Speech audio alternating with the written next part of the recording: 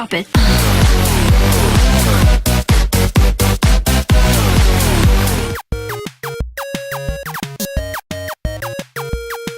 What's up, guys? It is Mr. McBenny here for the first snapshot of the new year.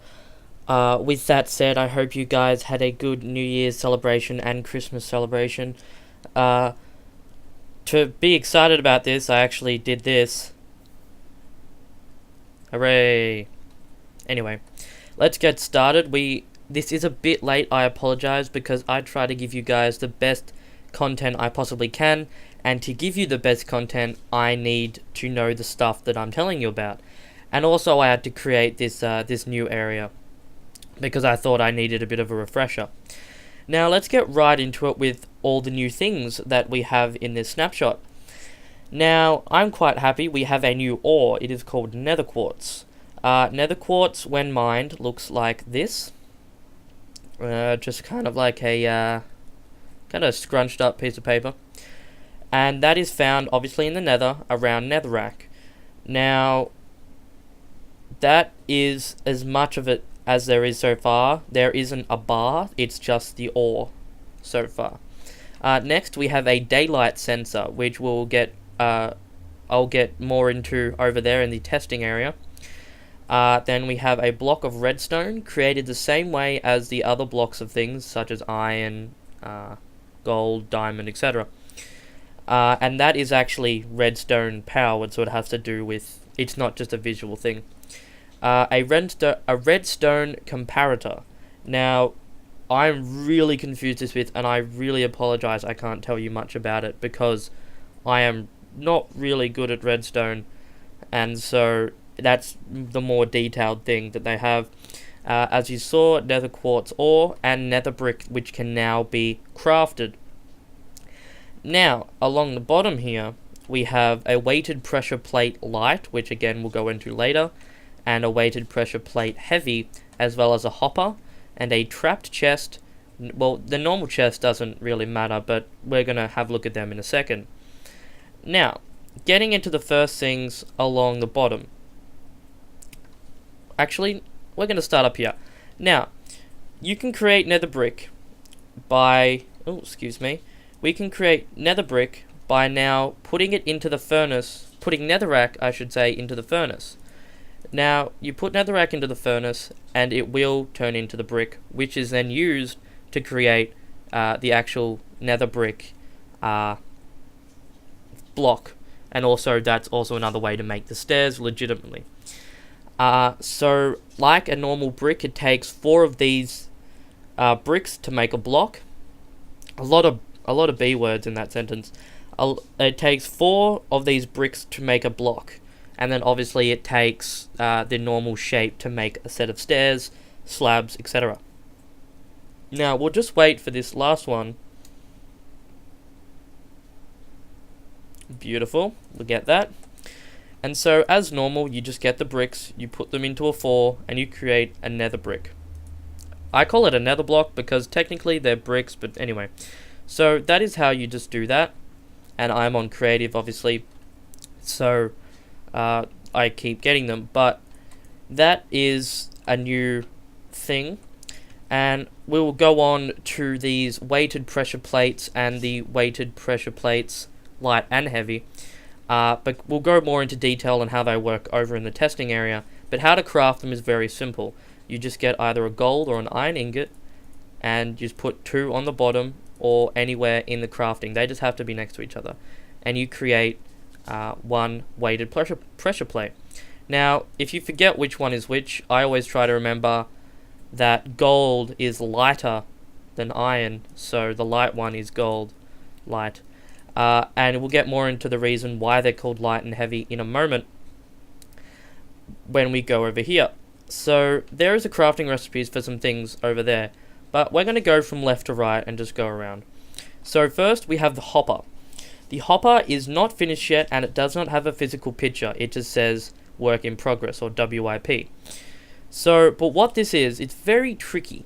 See, the hopper, if we get an item, say a compass, and we put the compass in the top, it disappears. And what happens is it disappears into here. Now, what's happened is since this little pipe is connected to the chest, it will automatically go into the chest. Now, this is a really good thing for people who have monster farms with, if you don't know what a monster farm is, it is where you have a monster spawn and you get a specific way of killing them. There are a lot of different ones. Say by drowning is the most common, I would say. And then the water runs down, and at the very end will be a collection of their items. So this would be very good, and I believe it can go into a double chest. But the only thing is, the reason why it's tricky is when just placed on the ground, this little pipe will go down.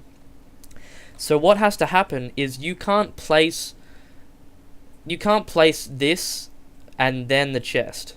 You have to place the chest and then that. So if that's a bit confusing, I apologize. Now the next thing we're going to do is this redstone block. So it's quite a nice block. It's really vibrant red. And I apologize for all the sound of the people dying outside. By the way, that's what the hopper looks like. WIP, work in progress. Now, this is a source of energy for redstone. Now, it says it's pushable, but anyway. So it is a source of power, so when you connect redstone, it has power in it. Kind of like a redstone torch, but obviously I think it's going to be a bit easier. So it does have power in it. So I'm sure people who are really into redstone can find all different uses for that. Now, onto the light and heavy weighted pressure plates. Now, what actually happens is, the more weight you put on it, the further the current will go. So for example, I get a bit of redstone dust, I put it on the light, and it only goes 1 block. Now, I haven't actually found anything to make it go 2. I haven't tried a whole heap of stuff. But, so far I can only get it to go 1. And same with the heavy. It only goes 1. And it's the amount of weight that you put on the pressure plates which makes them activate to the certain length that they do.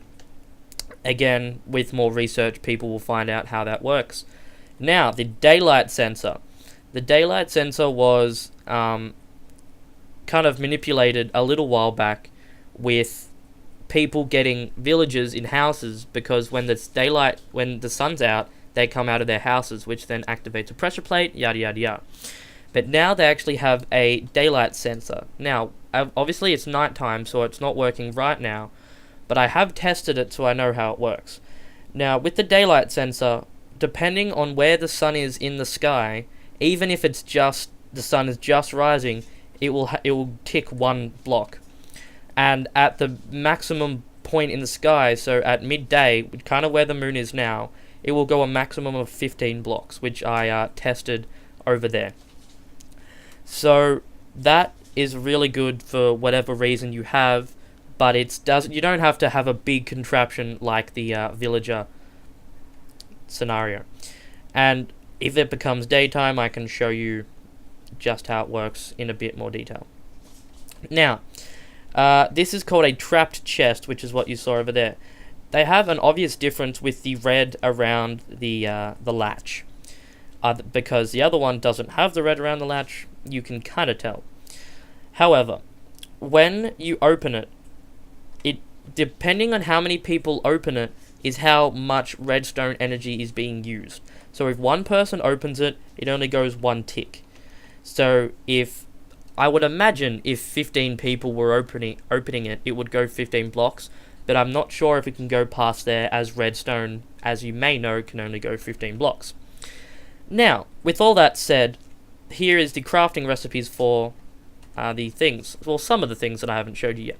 So the trap chest is just a chest and a tripwire hook. The redstone comparator, which I couldn't quite explain, but as far as I know, it's kind of like an intersection for redstone. So depending on how much power is going through one side, won't go through the other side. It's really confusing. I'll put where I got my information in the description, so you can kind of have a little bit of a read on it. It is a Reddit link, but it will kind of get you into the know, because I really can't explain it. I do apologize. And so that uses the new ore. and also the daylight sensor just has what is shown. So other than that, there is a minimal amount of bugs that have been fixed, but there is a new inventory management. Now, I apologize just for one sec. I have two screens up at the moment, and I had to scroll down. Should have been more prepared. Now, with the improved inventory management, there's a few little things, so let's get started on them. When you double click an item, you fill the stack as much as possible. So, for example, say I'm spread out everywhere. Everything is everywhere. So if I now double click an item, everything will go to that item. So if you're spread out everywhere and you just want it all in, that's how it works. And I'm assuming you can do that in chests as well. Now also, you can drag stacks around. If you hold right click, it puts one in a slot. And so that's good. It keeps up really well. The response time is pretty good. Like, you can go pretty fast and it won't get too out of control. And obviously you double click and it rounds them all up again.